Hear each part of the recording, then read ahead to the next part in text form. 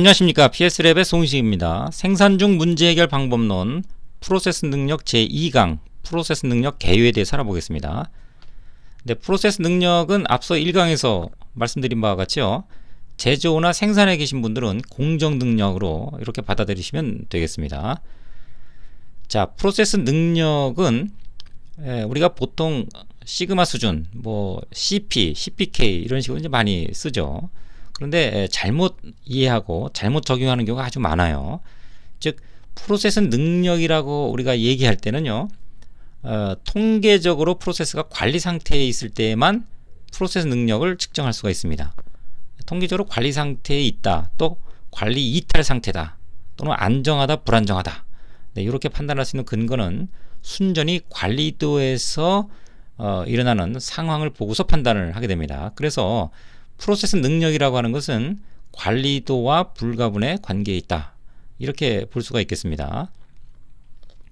그럼 관리 상태, 즉 안정화된 상태라는 것은 무엇인가? 외부의 원인들에 의해서 특이 패턴이나 또는 이상점이 발견되지 않는 프로세스를 얘기를 하죠. 예측이 돼야 됩니다. 그러니까 이상점이나 특이 패턴이 없기 때문에 다음 타점도 이 관리 한계 내에서 이렇게 찍히겠구나, 이렇게 예측이 되는 거죠.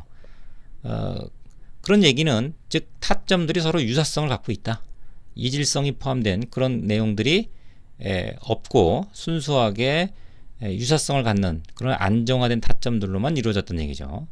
또 하나 이제 추가적으로 생각해야 될 것은 시간에 따라서도 그러한 현상이 지속돼야 된다는 얘기죠.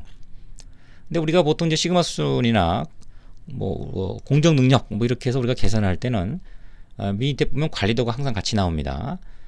근데 관리도에서 이상 패턴이라든가 아니면 표준 편차를 넘어가는 이런 그 타점들이 많이 관찰되는 경향이 있어요.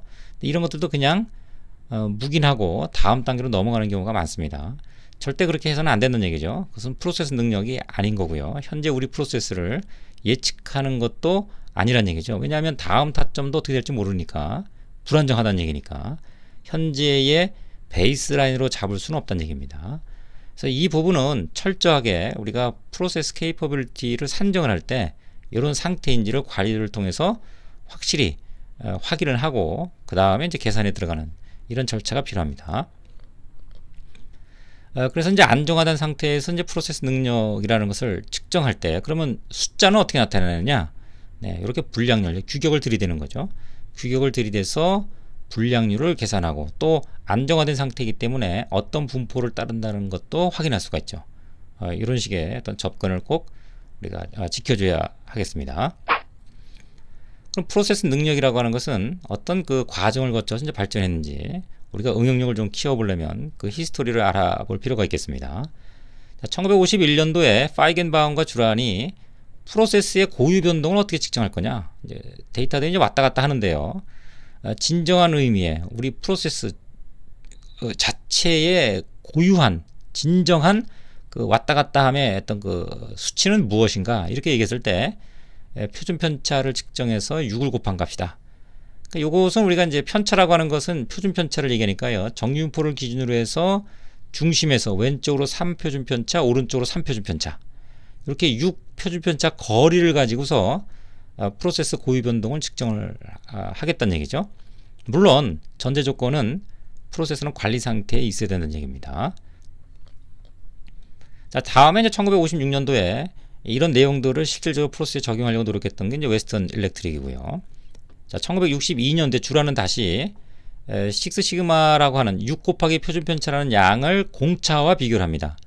근데 공차라고 하는 건 이제 규격이죠. 규격을 기준으로 해서 그 사이값, 두 값의 차이인데, 규격은 다시 이제 고객이 정해주는 거죠. 근데 이 당시만 해도 고객의 어떤 규격과 비교하겠다 이런 의도가 있었던 것은 아니고, 프로세스를 이제 개선할 목적으로 기존 대비 얼마큼 좋아졌는가, 이런 판단 근거를 가지고 좀 활용할 목적으로요, 6 곱하기 표준 편차 프로세스 케이퍼빌리티라고 하는 것을 단순히 이제 공차 폭과 비교를 하는 이런 접근을 이제 시도를 합니다. 1974년도에 주라는 그렇게 쓰다 보니까 이게 하나의 인덱스로서 의미가 있겠구나, 프로세스 케이퍼빌리티 인덱스를 이제 거론을 하게 되죠. 그래서 프로세스 케이퍼빌리티라고 하는 것은 그것을 값으로 측정을 할 때 6 곱하기 표준 편차, 이것이 이제 프로세스 케이퍼빌리티입니다. 요게 그 다음에 이 규격의 차, 즉 공차를 가지고 B를 구하면 요게 이제 인덱스가 되는 거죠. 프로세스 케이퍼빌리티 인덱스가 됩니다. 우리가 보통 이걸 이제 프로세스 케이퍼빌리티 이렇게 얘기하는 경우가 많은데 그게 아니고요.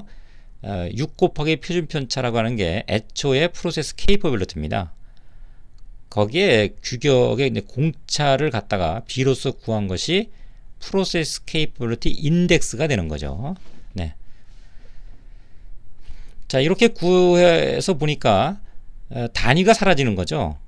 이 규격이라고 하는 건 제품별로 다 천차만별입니다. 그런데 편차의 B를 가지고 규격하고 이렇게 하다 보니까 단위가 사라지니까 계산이 편리하고 또 다른 어떤 유사 제품들하고 비교하는 것도 좀 편하고요. 그래서 이것은 참 편하겠다라는 생각을 하는데 80년대 초까지는 주목을 받지 못하죠. 자, 78년에 샤번누와 이제 웹스터가 우리 교재에 보면 식 2-1이 있습니다. 식을 보시면 요 CP분의 1이에요. 이걸 뒤집어진 어떤 그 척도를 또 만들어냅니다. 이것이 상당히 프로세스를 우리가 정의할 때 유용하겠다 이렇게 이제 제안을 하는데 이건 단점이 있었죠. CP분의 1 이렇게 하다 보니까 CP가 커지면 전체 그 비율은 작아져요. 즉 프로세스가 좋아지면 값이 작아지는, 이게 우리가 이제 보통 직감적으로 생각하는 것과 좀 반대로 움직여지는 그런 불편함이 있었던 얘기죠.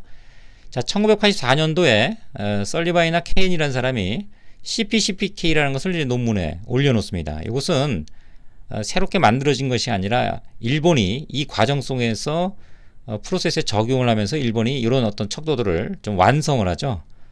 이렇게 하는 것이 상당히 좀 편하고 좋더라. 그래서 CP, CPK, 뭐 K 이런 값들을 발견을 한 거죠. 쓰고 있는 것을. 그래서 그것을 이제 서구 쪽에서 논문에 이제 올려놓는 것이 하나의 그 크게 퍼지는 이제 계기가 됩니다. 활용도가 굉장히 높아지는 어떤 그 시기가 바로 80년대죠. 굉장히 늦었죠. 그러니까 서구에서 만들어진 개념들이 일본에서 발전을 해서 정착이 되고요. 그걸 다시 서구에서 확인하는 뭐 이런 어떤 과정이 있었다는 얘기입니다.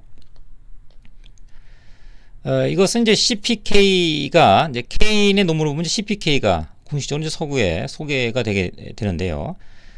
왜 그 CPK, 이 K라는 것이 이제 붙었는가? 이 부분에 대해서는 우리가 CP만 가지고서 보면은 네, 이게 3 표준 편차, 왼쪽으로 3 표준 편차, 오른쪽으로 3 표준 편차.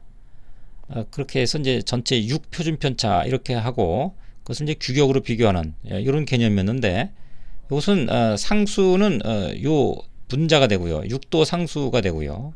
결국 변하는 값은 표준 편차인데 편차가 줄어들면 좋아지고 커지면 나빠진다는 것은 알겠는데 그런데 이 분포가 완전히 이 규격을 벗어난 이 상태에 있으면 불량률은 100%가 되겠죠. 근데 그런 상황에서도 오로지 측정하는 것이 편차이기 때문에 CP는 편차가 작으면 굉장히 좋다 이렇게 잘못 판단할 수 있는 거죠. 분량은 100% 나고 있는데. 자, 그래서 이 표준 편차를 이제 반으로 나눕니다. 전체 분포에서 왼쪽으로 3 표준 편차, 오른쪽으로 3 표준 편차. 전체 6 표준 편차를 비교하던 것을 3 표준 편차로 나눠서 그것이 규격에서 평균하고 거리의 비를 서로 구하게 되는 거죠. 그래서 USL에서 평균을 뺀 거, 또 평균에서 LSL을 뺀 것. 이렇게 하다 보니까 분포가 이제 오른쪽으로 이동하면 이 간격이 줄어드는 거죠. 그래서 줄어든 쪽의 값을 선택하겠다는 얘기입니다. 그 얘기는 평균이 이동했다. 이렇게 우리가 해석할 수가 있는 거죠. 그래서 전체 6 곱하기 표준 편차와 규격을 비교하는 대신에 분량이 많아질 수 있기 때문에 평균이 이동하면 그 평균의 이동성을 고려해서 반 쪼가리를 이렇게 나눠 비교한 다음에 작은 쪽을 선택해주면 프로세스가 그쪽으로 이동했구나. 값이 작아지는구나. 이렇게 해서 평균의 이동성을 더 고려할 수가 있게 된 거죠. 이것이 이제 CPK가 되겠습니다. 자, K라고 하는 것은 뭐 어디서 왔느냐? 이 CPK 뭐 논란이 좀 많을 수가 있겠습니다. 근데 이것은 일본의 가타요리라는 그런 일본어가 있습니다. 데비에이션의 어떤 그 일본식 표현이죠, 단어죠. 네, 거기에서 온 것으로 그렇게 좀 알려져 있습니다. 자, 보통 우리가 또 일반적으로 시중의 서적을 보면요, CPK를 이렇게 CP 곱하기 1-K로 표현을 합니다. 1-K라는 것은 바로 그 평균이 이동했다라는 것을 표현하는 겁니다. 기존에 이렇게 CP에다가 평균의 이동성을 우리가 감안을 해줬다 이렇게 볼 수가 있겠네요. 근데 K인데 이렇게 정의를 하고 있는데요. 정의를 보시면 공차의 반이죠, 분모가. 즉, 요 공차라는 것은 여기서부터 요 사이인데 그거의 반이니까 요 거리네요. 자, 요 거리 대비해서 그 다음에 요 1 요걸 다 같은 분모를 같이 해서 이렇게 올려놓으면 분자는 결국 요 양이 되겠죠. 그러니까 요 양을 보면 또 공차의 반에서 요 거리에서 타겟 값하고 평균하게 차이, 즉 요 거리죠. 요 거리를 뺀 거죠. 즉 요만큼의 거리에서 요만큼 움직인 거리를 뺀 거니까 결국은 요 양이 됩니다. 그래서 그 양이 이제 x라고 정의를 한 겁니다. 그래서 CP하고 이제 이걸 곱해버리면 결국 이제 3표준 편차분의 x. 이것은 우리가 여기서 계산했던 평균이 이동했을 때 규격과 가까운 쪽을 선택하는 그런 개념하고 이제 같아지는 거죠. CPK를 이렇게도 쓰고 또 이렇게도 해서 얻는다. 자, 이것은 뭐 우리가 기본적으로 알아둬야 될 내용입니다. 자, 그 외에 이제 CPM이라고 있죠. 우리가 보통 규격이 양쪽으로 있으면요, 모든 그 분포의 중심값은 요 타겟값 M 쪽에 가져가도록 이제 노력을 하는 거죠. 그런데 목표값을 요 M이 아니라 별도로 또 가져가는 그런 경우도 있을 수 있다는 얘기입니다. 뭐 굉장히 그 자주 일어나는 일은 아닙니다만 뭐 이런 경우는 모든 분포를 여기다 맞추려고 이제 노력을 해야 된다는 얘기죠. 자, 그랬을 때는 프로세스 케이퍼빌리티를 어떻게 계산할 거냐? 그 인덱스를 가지고 봤을 때 자, 요런 식. 즉 평균을 갖고 분산을 구하는 게 아니라 이건 이제 나누면 3표준 편차가 되는 거죠. 타겟을 가지고 얼마만큼 흩어져 있느냐? 그 기준 대비해서 요 작은 쪽. 또 타겟 값이 이쪽에 있다면 이쪽 거리가 되겠죠. 그 작은 쪽을 선택하는 그런 구조가 바로 CPM이 되겠습니다. 자, 이걸 우리가 미니탭으로 잠깐 얻는 방법을 좀 알아보면요. 자, 로 데이터가 이렇게 있다고 가정해 보죠. 그러면 식에 의하면 이 분모는 타겟 값하고 각 데이터의 차이를 구해서 제곱을 하고 그 개수로 나눠줍니다. 분산이죠. 그런데 이제 평균을 쓰지 않는다는 얘기죠. 그러니까 만약에 규격이 2와 10이고요. 타겟 값이 7이라 그러면 개별 값과 7하고 차의 제곱을 구해서 다 더하는 이런 구조가 이 분자량이 되고, 데이터 개수 하나 뺀 거 자유도로 나눠주면 표준 편차의 개념이 되고요. 3표준 편차의 개념을 가지고 규격의 반쪽하고 이제 비교를 한다 이런 뜻입니다. 반쪽인데 이제 이동 쪽이죠. 타겟하고 규격과 가까운 쪽의 값하고 이제 비교한다. 이렇게 얘기하는 것이 CPM이 되겠습니다. 자, 미니탭에서는 품질 도구에 공정 능력에 정규분포 가셔서 데이터를 집력하고요. 이건 한 개씩 이루어지니까 1이라고 하겠습니다. 자, 규격은 2와 10이라고 정의를 했을 경우, 자, 2와 10 이래 되고요. 요때 이제 그 옵션에 가시면 여기 이제 목표값 예를 들어 7이다. 우리가 원래 이 사이 값은 2와 10이니까 정확한 가운데는 6이 돼야 되겠죠. 그런데 만약에 우리가 분포를 7로 가져가야 되도록 노력을 해야 된다 이러면 7을 넣게 됩니다. 자, 저장을 좀 해보겠습니다. CPM이라고 하는 걸 좀 저장을 값을 해보면요. 이와 같이 CPM이 0.37 이렇게 나오죠. 0.37이라는 것을 알 수가 있습니다. 목표 값이 정 가운데 값이 아니라 약간 규격 상한 쪽으로 치우친 7을 우리가 정했기 때문에 이와 같은 CPM이 나오는 겁니다. 현재 상태가 이제 0.38 정도 된다라는 것을 알 수가 있죠. 자, 그런데 이게 좀 더 발전을 합니다. 어떻게 발전을 했냐면 1995년도에 벤먼이라고 하는 사람이 이렇게 통합을 해요. 기존에 뭐 CPM이 있고 CPK가 있고 CP가 있고 이런 것들은 하나씩으로서 이렇게 표현할 수 있다 이렇게 이제 얘기를 하게 되는 거죠. 그래서 여기에서 U나 V를 00을 집어넣게 되면 CP가 되고, 그 다음에 10을 집어넣게 되면 CPK가 되고, 이런 식으로 통합된 식을 만들어요. 굉장히 좀 유용하겠죠. 그리고 뭐라고 주장하냐면 U는 0, 그 다음에 V는 4를 가는 것이 가장 그 프로세스 케이퍼빌리티 인덱스를 쓸 때 유용하다. 뭐 이렇게 제안을 합니다. 네, 관심 있는 분은 이 해당 논문을 참고하시기 바랍니다. 자, 그런데 이 프로세스 케이퍼빌리티 인덱스는 좀 불편한 것이 있어요. 제약 조건이 있습니다. 좀 데이터 자체가 이제 연속형인 경우만 좀 가능하고요. 또 꼭 규격이 있어야 되는 거죠.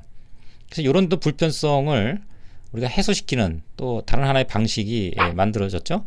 바로 식스 시그마 케이퍼빌리티라는 겁니다. 요 식스 시그마 케이퍼빌리티를 우리가 측정한 값을 이제 시그마 레벨, 우리말로 시그마 수준 이렇게 얘기합니다. 그래서 요 이전에 CP, CPK, CPM 뭐 이렇게 프로세스 케이퍼빌리티 인덱스들을 전통적 프로세스 능력 지수다, 트래디셔널이라는 말을 좀 붙게 됐고요. 그 이후에는 이제 식스 시그마 케이퍼빌리티라고 그래서 시그마 레벨, 즉 시그마 수준을 이제 활용을 하는 거죠. 요것의 이제 장점은 물론 규격은 있어야죠. 고객이 요구하는 어떤 수준이 있어야 옳다 그렇다를 이제 판단하니까 데이터를. 자, 그런데 이것은 연속형뿐만 아니라 뭐 이산형이라든가 그 모든 어떤 유형의 데이터들을 시그마 레벨로 바꿀 수 있는 그런 장점이 있습니다. 그리고 평균과 표준차를 동시에 또 얘기해주는 그런 특징이 있기 때문에 앞으로는 이제 시그마 레벨이라는 것을 프로세스 케이퍼빌리티 수준을 측정할 때 유용하게 우리가 활용할 수가 있게 되겠죠. 자세한 탄생 배경 398페이지에 설명이 되어 있고요. 또 정의나 계산 방법에 대해서도 399페이지부터 401페이지까지 그 역사적 이력 배경을 통해서 상세하게 설명을 하고 있으니까요.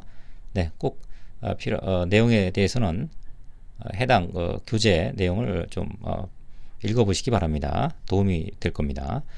자, 간단히 뭐 설명을 드리면 일단 그 수학적으로는요, 이렇게 이제 편차가 얍삭한 경우 또 펑퍼짐한 경우 여러 가지 상황이 놓일 수가 있겠죠. 그런데 평균이 움직이지 않은 상태라고 할 경우에는 이렇게 편차가 규격에 대해서 한 6개 정도 위치한다. 그러면 우리가 보통 그 식스 시그마 수준이라고 얘기를 합니다. 물론 정확하게는 이 LSL 대신에 모든 USL만 갖고 이제 판단을 합니다. 그래서 여기서 벗어난 양은 이쪽으로 붙여서 새롭게 만들어진 규격을 가지고 편차가 중심에서 몇 개 있느냐 이렇게 이제 판단하는 게 시그마 수준의 산정할 때의 정의죠. 그런데 이게 왼쪽으로 6시그마 수준, 이건 뭐 굉장히 분량이 거의 없는 상태입니다. 지금 현재 수학적으로는 왼쪽으로 벗어난 것과 오른쪽 벗어난 양이 이 정도 된다는 얘기죠. 10억 개당 한 2개 정도 이런 수준을 얘기를 합니다. 그런데 모토로라스 시프트라고 그럽니다. 모토로라스 식시마 1984년도에 83년도에 식시마가 대두되면서 마이클 해리에 의해서 뭐 여러 가지 기존의 논문들이 있습니다만 그 배경 이력이 있습니다. 관련된 논문이나 설명이 포함이 되어 있는 것이 이 페이지인데요. 이 모토로라 시프트라는 것을 1.5로 정의를 하고 있는 거죠. 즉 가만둬도 이 프로세스의 중심이 1.5만큼 왔다 갔다 한다. 근데 예를 들면 이제 규격이 USL만 있는 경우 왼쪽으로 이렇게 가면은 규격인 USL만 있으니까 이게 망소 특성이 되겠죠. 그 왼쪽으로 간다 그러면 굉장히 좋아지는 거죠. 근데 이제 오른쪽으로 가게 되면 나빠지는 쪽으로 간단 말이죠.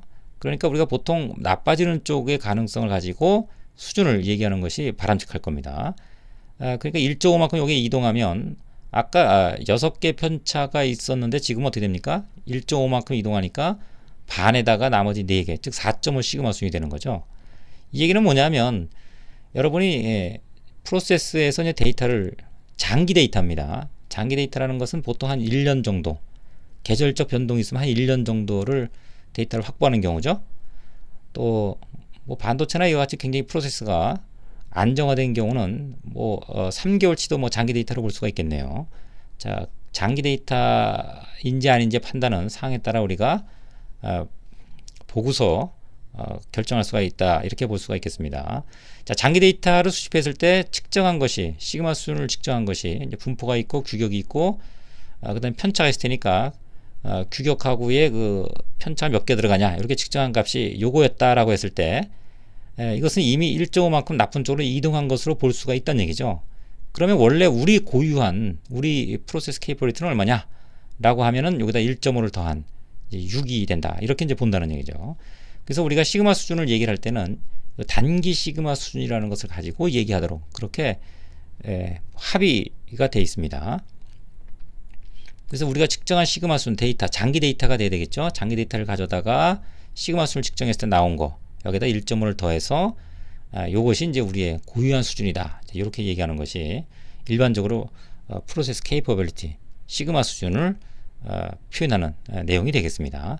물론 이제 1.5다라고 하는 것은 여러 가지 논란이 있습니다만 일반적으로 현재 진행되고 있는 수준은 이 상태에서 우리가 활용하고 있다. 자, 이렇게 또 설명을 드리도록 하겠습니다. 자, 여기까지 설명을 마치고요. 이후에는 조금 더 구체적인 내용으로 들어가 보도록 하겠습니다. 수고하셨습니다.